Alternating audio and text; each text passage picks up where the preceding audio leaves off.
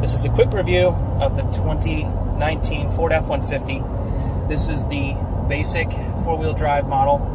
It has a 3.3 liter V6 with 290 horsepower. This engine is smooth. It's pretty quiet. Doesn't make a lot of noise, but it shouldn't. This is the base model. This gets the job done.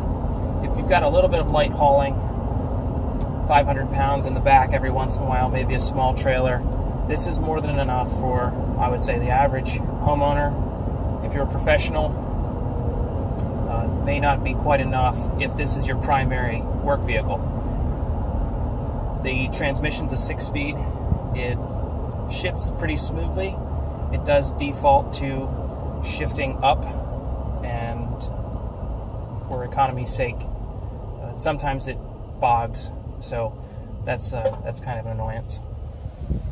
You can change that, however.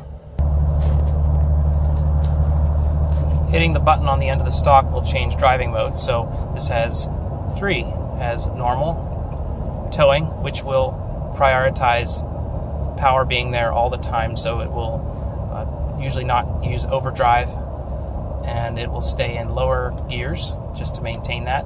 And then sport, which switch it again. Sport will actually keep your revs a little bit higher, and it will also downshift when you hit the brakes. If you drive aggressively, it'll actually hold the revs for a little bit after you kind of step off the throttle, and it's just kind of ready there to as soon as you hit it again.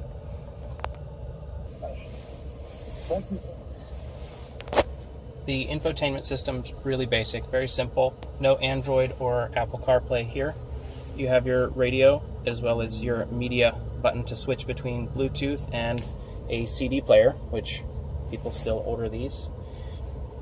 If you turn the climate control off, which I thought was interesting, and you adjust the temperature, it'll actually turn back on, which is just a nice little feature. Controls for that unit are right there below, easy and contextual. Again, nothing fancy here, just push buttons, no touch screens. Of course, this screen also serves as the backup camera monitor when you're in reverse. The other controls on your steering wheel are for your dash computer system. So the ride and handling in this is what you'd expect. It's refined, I would say, though, for a truck. So very quiet at highway speeds, very little wind or tire noise. The ride is pretty smooth.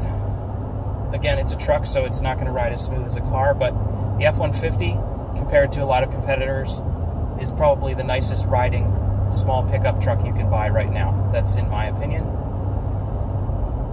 Very little noise to bother you, and if you're going to be working in this truck all day, that's what you want. You want it to be quiet. The steel wheels, the basic steel wheels, combined with the larger tires that are on the four-wheel drive package, which this does have four-wheel drive, do create a little bit of a softer ride, so that's nice as well. The fit and finish of the vehicle, it's almost all hard plastics. This is the basic model. You've got vinyl seating. Everything is hard touch, and at the same time, it does feel like it's pretty well screwed together, so at least it feels solid. The only soft touch surfaces are right here on your armrest, your steering wheel, and of course the seats and the armrest over there. Very basic, but it's a work truck and it makes it easier to keep clean. Performance, of course, is acceptable with this motor. Again, it's not for drag racing, but in sport mode, if I just touch the throttle just a little bit, give it about 30%, it downshifts very, very quickly. And if you hit the brakes a little bit, it still stays on the throttle, as you can see, so that way you're ready to kind of go again. The handling, there's not a lot of feel on center. The steering wheel, because it is an electric power steering system, it has a little bit of feel, and it's better than earlier systems in other vehicles that I've driven, but the on center feel, there's nothing there, and it also kind of has a little bit of it doesn't really want to pull back straight on the center. It doesn't ride the curve of the road and naturally flow with it and turn a little bit to follow the contours. So that's just pretty much everywhere you go with electric power steering. With few exceptions, you're not going to have a lot of feel there. Feels a little bit spooky on center. So I'll just finish this with just some feedback based on my experience with this and previous F-150s. Overall, they're very reliable. I can't compare them to another manufacturer. I have driven Chevrolets as well pretty extensively, but F-150 is very reliable overall. Mechanically, they seem to hold up really well. The front ends hold up really well. The transmissions hold up well past 170,000 miles and still shift smoothly.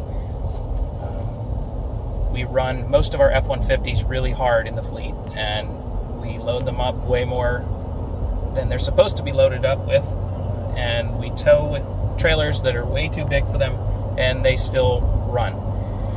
I can't say as much for the 250, 350, 450, 550, and 650, but which we have every one of those in our fleet. But the F-150 seems to hold up really well overall, even with a lot of miles.